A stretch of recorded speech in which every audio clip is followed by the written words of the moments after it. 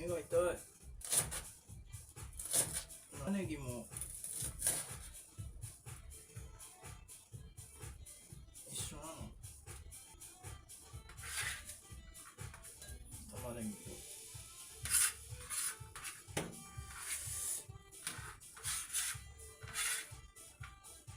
涙が出てくる。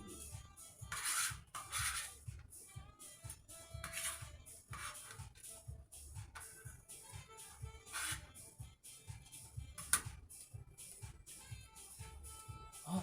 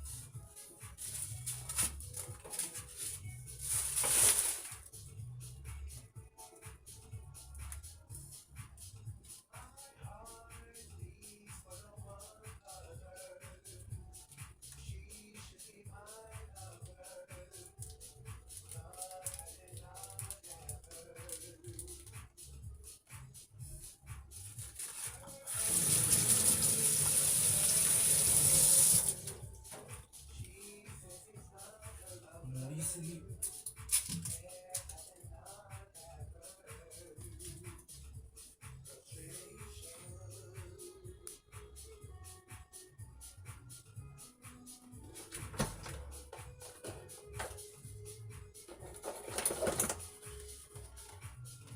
あら。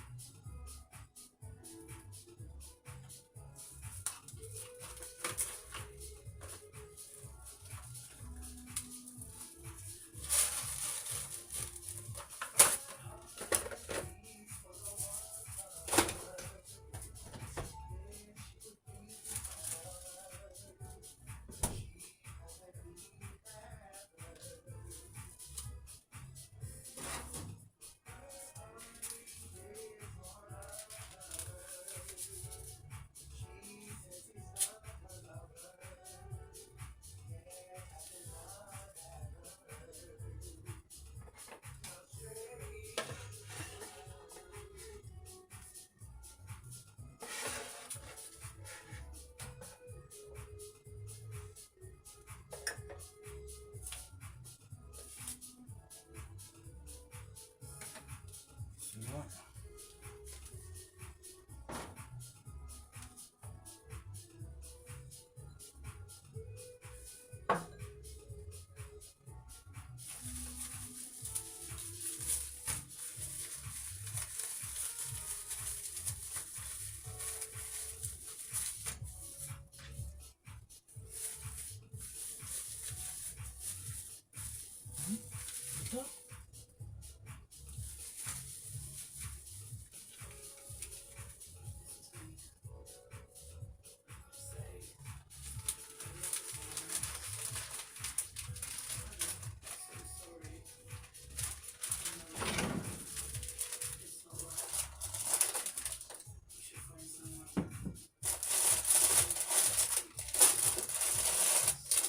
こっちかな。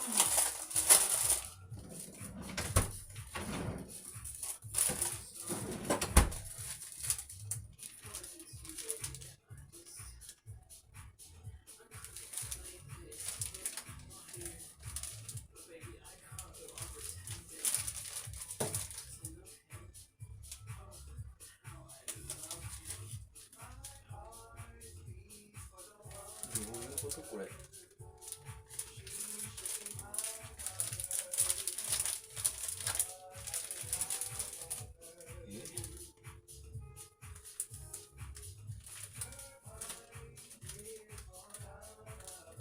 開け方がわからない。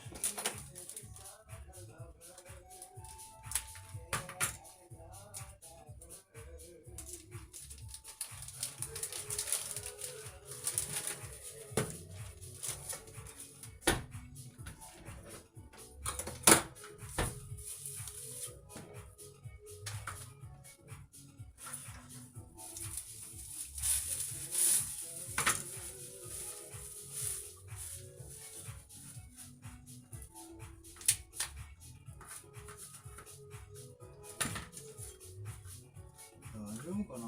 包丁が。うわ。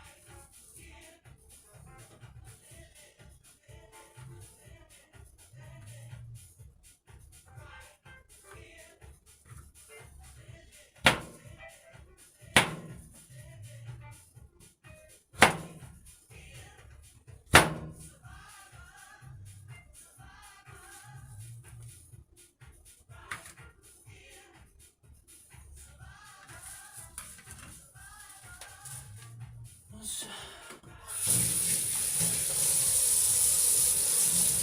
できた。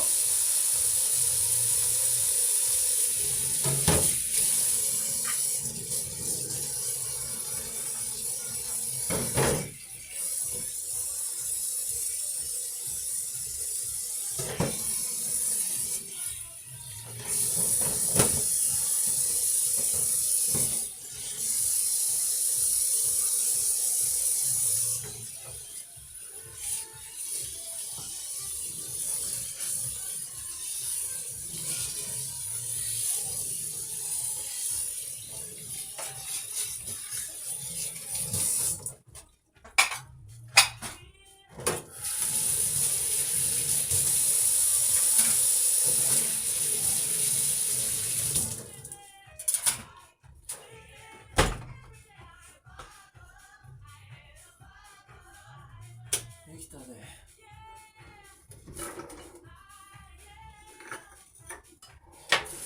今日も何しよう。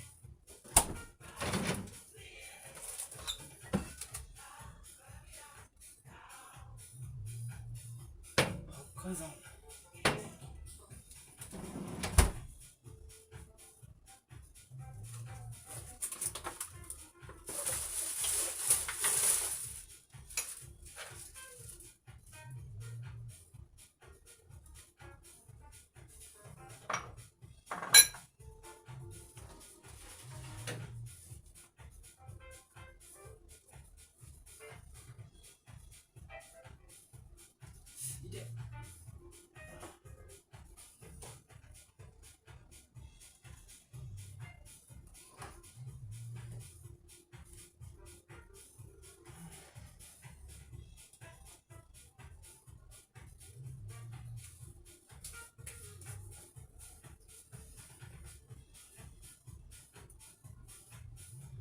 よっしゃ。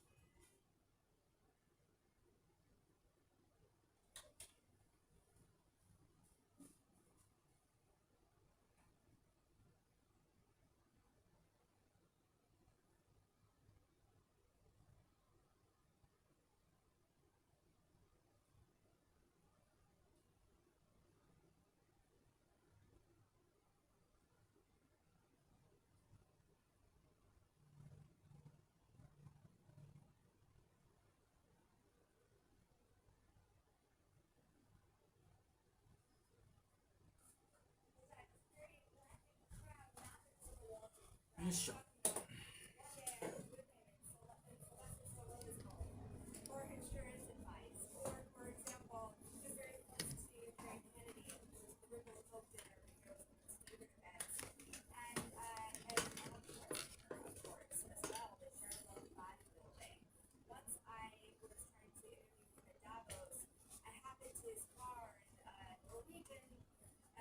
Norwegian government official was in there too, and all of a sudden we're talking about everything from bonds to the Arctic, because that was another one of his passions, and he talked about it incessantly. Right. And so definitely a very eclectic person on Wall Street, and he will be very, very, very sorry. Absolutely. Shanali, thanks so much for reporting.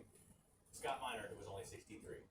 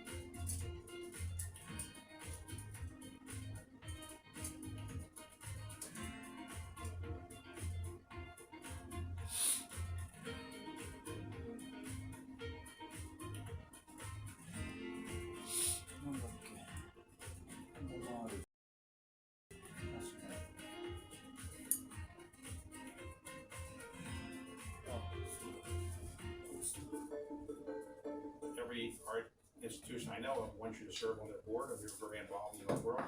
What is it about art that attracts you? Well, art is essential in a democracy. Art is so important. We know what art does to young people. We know that exposure to art brings about higher levels of empathy. It helps people understand how other cultures, other people live, and it just brings out the kind of humanity in all of us. There are times when I have observed leaders use language that is inhumane while talking about human beings, while talking about the world. And I think to myself, this person has clearly never engaged in beautiful poetry. They've never listened to the words of a great playwright. They've never sat and reflected on a beautiful painting or picture. Because if they had been really educated, had they really been exposed to the arts, they wouldn't find it possible to use this kind of language.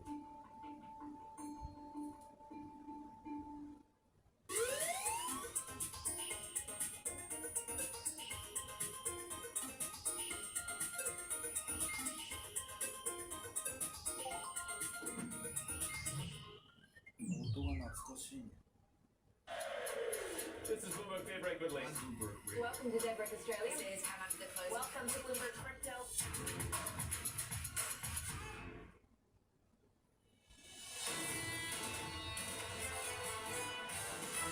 This is the most expected, most anticipated recession ever. To be historically unique to not go into recession. We do have the unemployment rate rising.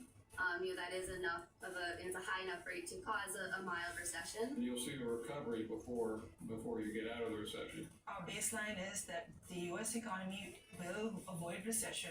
This is Bloomberg Surveillance with Tom Keene, Jonathan Farrell, and Lisa Abramowitz. Good morning, everyone. Jonathan Farrell, Lisa Abramowitz, and Tom Keene on radio and television. We're looking at potato au gratin recipes as we stagger to the weekend as well. Lisa's looking to get away. Good luck with that. Oh, thank you. That's such sweet wishes. We welcome all of you on a Friday before the holiday. Yes, we're all off next week, which is a great and beautiful thing. Thank you to our staff for making that happen. But we have an overlay of things here. I want to get this out of the way first. We are thrilled that Bob Diamond will have trouble getting it out. We are thrilled that Bob Diamond will be with us in the 8 o'clock hour to speak of his dear friend, Scott Miner. That's the first order of business. We'll talk about Mr. Miner through the show. All of us here at Surveillance in absolute shock. No other way to put it. Also, we're in shock over the mother of all storms. I mean, people allude back to 1978, Lisa. This is the real deal. It was a biblical rain coming into that. Yeah, definitely, and that's going to freeze over and create a pretty treacherous There's situation. a weather clue. Can you see Lisa as a weather person? It's going to rain Folks for the can rest get of your as life. worse than you can imagine. Well, look, hopefully I get out. Hopefully you all get out. And if you had a flight, I hope it wasn't one of the 3,500 that have been canceled. This is going to be a busy moment, and everyone is trying to get away. Today you cannot leave because there is important data. There is important discussions about how next year is going to be a pivot point in many different ways, and not perhaps the way that people want. As well as Bob Diamond, Michael McKee will be with us. He was missing yesterday, but it's important to get it up. And look at the data dump today. We have a machine survey that, it was there, but now it's important. Durable goods, part of that GDP calculation, and PCE deflators, what Mike McKee's going to focus on. And we'll walk through all of the data. It comes after investors just pulled the most ever out of stock funds in the past week, in the week through I December missed that. 31st. Really? Yes, Really? $42 billion from equities. This was from the Well, that EFR finally data. went to cash. You also had money withdrawn from bonds. This is a question. have we reached the end of the withdrawal of free money, of the end of the tightening, or is this the beginning of a cascade that a lot of people are expecting at the beginning of next year? So we're going to have an interesting show. We hope you stay with us through all of surveillance today. Are you doing the 9 o'clock, or do you exit right after the show? I'm trying to fly out of here. You're so we'll flying see out. what happens. Well, there's a lot of people making it up here in New York City, and we hope you are safe. I looked at Chicago. I think it was -8 with a wind chill -20, and you moved east to say Columbus, Ohio, 2 above 0, and it was 40 degrees in Pittsburgh. I mean, that's what we're dealing with here in heavy rains, and we'll get you through. On radio, Rob Carroll will have important reports for you as well, and we've got Brian K. Sullivan up in Boston with us later on. What we're going to do here, because we have an optimist on with us, we're going to get Lisa to do the brief. I'll do the data. Why don't you do are you ready to do the brief yet? Yeah, or are you sure. still making it up? Well, I'm always making it up, but what we're looking at today, there are some really important data points, and this is notable because it is light Yes. volumes, and everybody Data wants dump. to get out. Data dump. But it is a data dump. 8:30 a.m., a read on the consumer. We get U.S. personal spending and income for November. We have seen personal spending come off. Real personal spending is expected to just inch higher. However, the question here is the resilience and PCE core deflator. This is the key inflation metric looked at by the Federal Reserve. Yes, it's expected to come down, but not that much. There is not necessarily the downward trajectory that's as direct as with the broader CPI index. At 10 a.m., we get the University of Michigan sentiment survey for December, as well as November new home sales. How much does sentiment continue to bleed upward? We saw that in some of the recent data, and this particular survey. Yesterday as well. Yeah, and it really tracks oil prices, gasoline prices, and so you might see that inverse relationship come through. On the data front, I'm going to call it a churn. It's a bounce. Up big 2 days ago, down big yesterday, and right now fractionally up. Futures up 16. The VIX is really, to me, the VIX is telling of this December week. We ought to be out 23, 24. We are not. We're at 21.82 on the VIX. The Bloomberg Financial Conditions Index gives Chairman Powell accommodation, not restriction. Some curve dynamics, a little bit of a disinversion, I guess I'll call it. The 2-year yield 4.28%, worth watching as well. And we note as we look at the data that John Farrow on his way to Cornwall still moving past Bath and Exeter. Heavy rains in southern England. Just wanted to let you know, the other thing on my agenda is at 2 p.m., the bond market closes early. I did not know that. It sort of marks a coda to a year that has been incredibly dramatic. Are we going to celebrate with an auction here at 1:59? No, I'm not going to celebrate with an auction. We can Okay. celebrate with a tank. But I just wanted to say, it's been a remarkable move this month. Can we get one of the Amy? Can we get one of the interns over here? Can you do an 8-page paper by 12 noon on why the equity market's not closing at 2? Do we have any idea why? No clue. No clue. Can't help you. It's good. News you can use. Yeah. High market closing at 2. John Stolfus knew that, Chief Investment Strategist at Oppenheimer, OpCo, and we're thrilled he could join us this morning. John, what's so important here is you've been a bull with a select few others. You have maintained your bullish stance, and like an adult, you have the courage to move out the x-axis into 2023. We've done the same thing with the recession call. We've moved the recession call out into 2023. Is your bullishness and the recession call out, are they linked? Yeah, I think to some extent, there is risk of a recession. We had that montage that you showed just a little bit between the points of the show and the commercial section. And everybody is speaking with great authority, whether it's those that believe we're moving into a recession or not. No one really knows. We belong to the camp that we think we might skirt a recession, or if we do a recession, it'll be relatively light. The economy's resilience is pretty clear by the economic data. If anything, good news yesterday turned into bad news for the market, because people thought it gave the Fed reason to extend raising rates for longer. And we'd have to think that there's an opportunity that's 12 months ahead of us to really see the markets come back. We don't think it's going to be necessarily a year of robustness, but one in which resilience shows that we can move back towards sustainability. John, Lisa Abramowitz is too young to remember FIFO, LIFO, first in, first out, and all that. And there I was looking at Nike's inventory success of moving sneakers out after they bought too many or had too many during the pandemic. Well, how do you extrapolate the good news of FedEx and Nike a few days ago out into Stolfus optimism for next year? Well, we'd have to say, we think that's evidence of exceptional management teams utilizing technology to arrive at solutions to help them navigate through really turbulent waters. And we've seen corporations do this through the pandemic. Earlier, they did it through the financial crisis recovery period. And we think they're working on it right now. It's not that all corporations will succeed in that, but the better ones will. So that's one of the reasons, whether you're in small, mids, or large, or growth or value, we suggest you go for quality here. One shift that we've heard in tone, John, is people pushing back their expectations of when the recession will start just because of that optimism that you're seeing in corporations. Is that a good news scenario longer term for stocks, or is that just a good term, kind of short term trading opportunity? I actually think it's a good term. It's good for the longer term in here.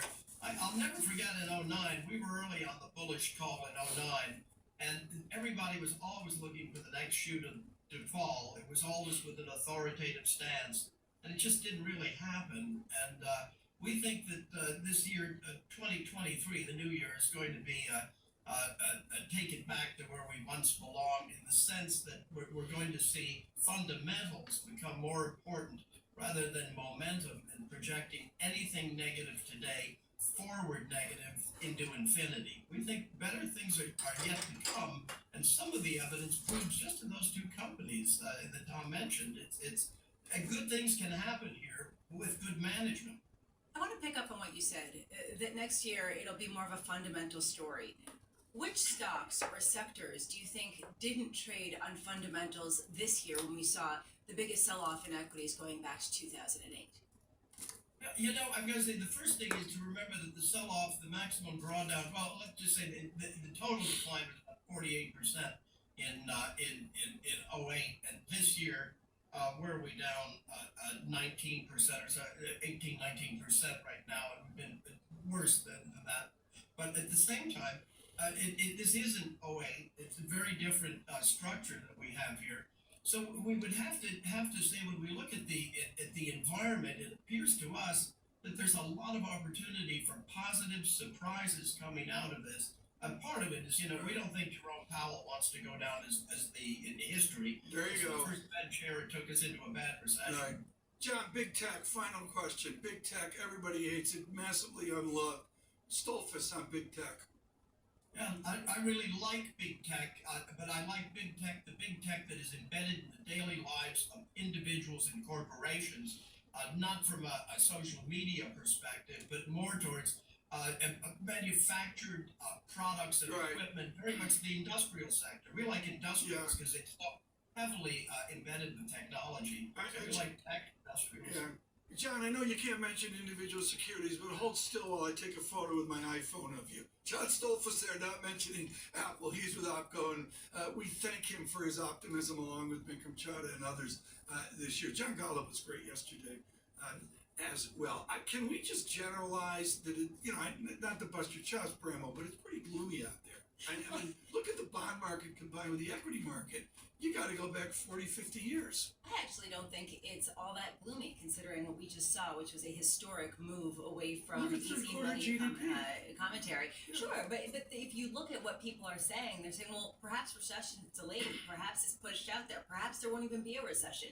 The soft landing has made a rebound. We've heard this so much more over the past couple of weeks. I'm looking at the survey, Mike McKee again at 8:30, personal income. I think it's a plunge, 0.7% to 0.3%. Well, I don't know if we have a shot of this yet. It's darkness at dawn for Lisa. She's traveling today. We are in torrential downpours here in New York. There's no other way to put it. Are you just trying to troll me? No. There's no way I'm going to get out. This is a shot, folks, from the top of Lisa's apartment. It's a really beautiful shot. We're going to send Shonali Bassick out to Roosevelt Field, but that didn't work out. She's going to join us later on Goldman Sachs on the View Forward on Wall Street. You're going to do like war correspondent commentary from the airport? Yeah, waiting in line that's where Lindbergh took We're not off. sure whether we're Lindbergh, going to get out. Charles Lindbergh. Thank you. It was a few years ago. Stay with us. Good morning. Keeping you up to date with news from around the world with the first word, I'm Lisa Mateo. Elon Musk says he's not planning to sell any Tesla shares for at least 18 months. Speaking on Twitter Spaces, Musk also said he favors a share buyback once the company is more confident in the direction of the economy. The Tesla CEO has offloaded almost $40 billion worth of his stock this year, mostly to fund his purchase of Twitter. FTX co-founder Sam Bankman-Fried has been released on a $250 million bail package after his first U.S. court appearance on fraud charges. A prosecutor calls it one of the largest pretrial bonds in U.S. history. The package includes a personal bond secured by his parents' house in California. Its terms require Bankman-Fried to stay with them and submit to electronic monitoring. His next court appearance is scheduled for January 3rd. And Meta has agreed to pay $725 million to settle a long-running lawsuit that claimed Facebook illegally shared user data with the research firm Cambridge Analytica. Facebook users sued after it was revealed that the UK research firm connected to Donald Trump's 2016 campaign for president gained access to the data of as many as 87 million of the social media network's subscribers. A massive winter storm is hitting a huge portion of the central U.S. Thousands of flights are canceled. The National Weather Service says more than 200 million people, around 60% of the nation's population, are under some form of winter weather warning or advisory, wreaking havoc on America's travel plans ahead of Christmas. Global news 24 hours a day on air and on Bloomberg Quick Take, powered by more than 2,700 journalists and analysts in more than 120 countries. I'm Lisa Mateo. This is Bloomberg.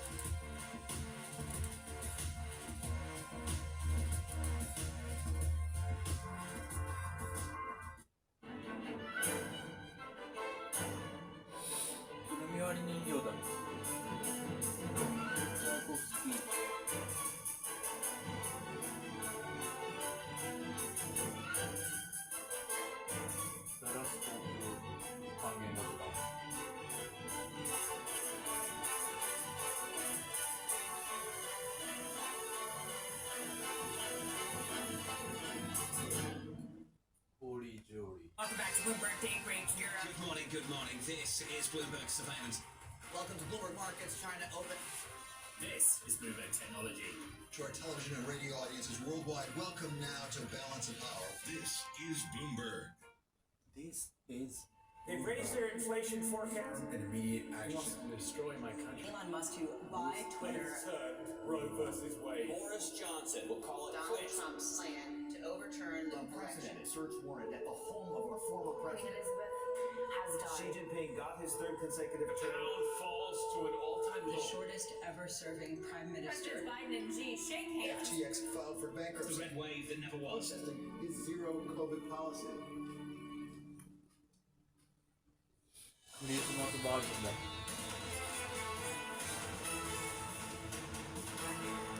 We believe we have real needs on the defense side now with Ukraine more than ever, but we believe there are just as many and just as important real needs on the domestic side. Now, we got a whole lot done here. The budget was bigger. Senator Schumer, I believe a Democrat from New York, and we I can confirm that. You can confirm that. Abramovich's on top of the story this morning. The Senate Majority Leader, Chuck Schumer, there after a really interesting year in politics in America. Lisa wants to talk COVID in China. We're going to do that in a moment, because this is a really burgeoning story. I just did the math. This is off of Google this morning, and this is the fiction that's out there, Lisa. China deaths from COVID 0, 7-day average 1. It is a fiction. Well, and everybody it's an open secret that it's a fiction. Xi Jinping, the president of China, has yet to comment on this. And yes, they did pass the omnibus spending bill. The Senate did, and now it goes over to the House for passage. And that's why we have Chuck Schumer there announcing that. What's next? Tony Blinken, Secretary of State, was talking with his counterpart in China saying, let us help you. We are worried about the lack of transparency. We are worried about the virus cases ripping through the nation, the lack of information. This could What can the Secretary of State do? I feel like we're talking about the SEC, Department of Justice, and Finance. Okay, great. Wring our hands. What can we do? He's saying, please, let us send you some gear. Let us send you some vaccines. Let us help you get this under control. We dealt with this also. They haven't gotten anyone to take them up on that. Well, I think it's coming out of the anti-science to be optimistic, and we'll have to see. It's a story unfolding, and of course, into this weekend, I'm sure it's going to be a full-time effort for everyone as well. Futures up 12, Dow futures up 111 this morning. There's trading. Bramo reporting, surveillance reporting the bond market closing at 2 p.m. As well.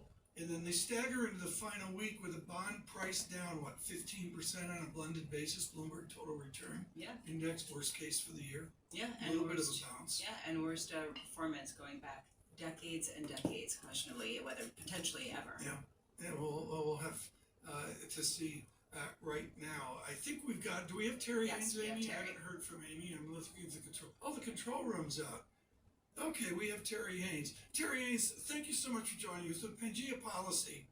And I want to talk about the philosophical idea, Mr. Haynes. This is reporting, this is out of the Post, but Bloomberg has it as well. Basically, selected Republicans sat on their hands for Mr. Zelensky. Bobert Getz, Burchett, others didn't even bother showing up as Mr. McCarthy played with his microphone stand. And what I find fascinating, Terry, is the Post does a body count and says a few Republicans felt that way, as you said to us a couple days ago, and yet I see out in the Republican zeitgeist that this is a huge opinion of Republicans.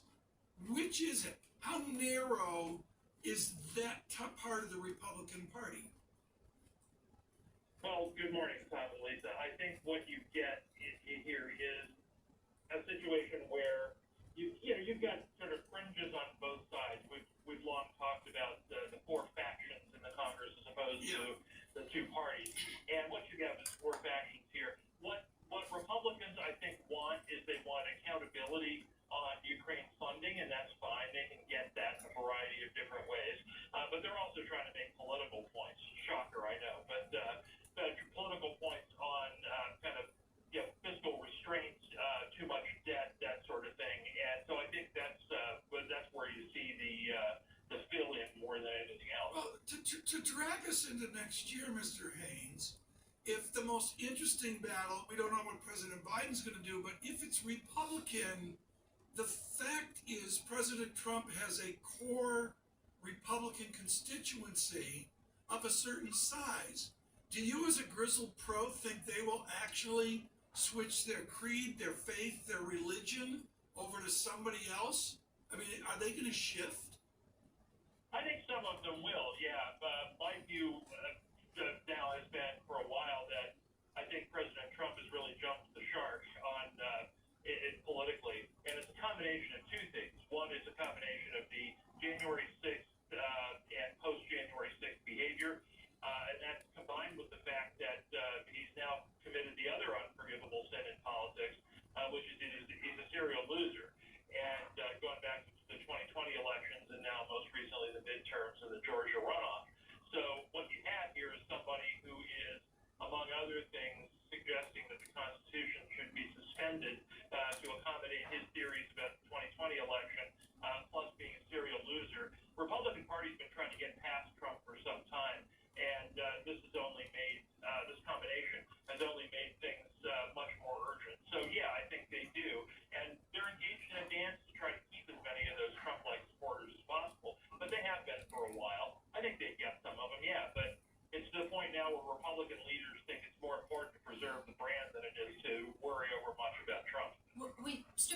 political drama. There is a question after 2022, what will be the main issues, the main flashpoints, the main economic challenges in 2023, which is the reason why I was pointing to the story of China and the U.S. pushing them to accept aid from the United States to try to curtail some of the virus spread. How important is this story, do you think, in shaping 2023 politically?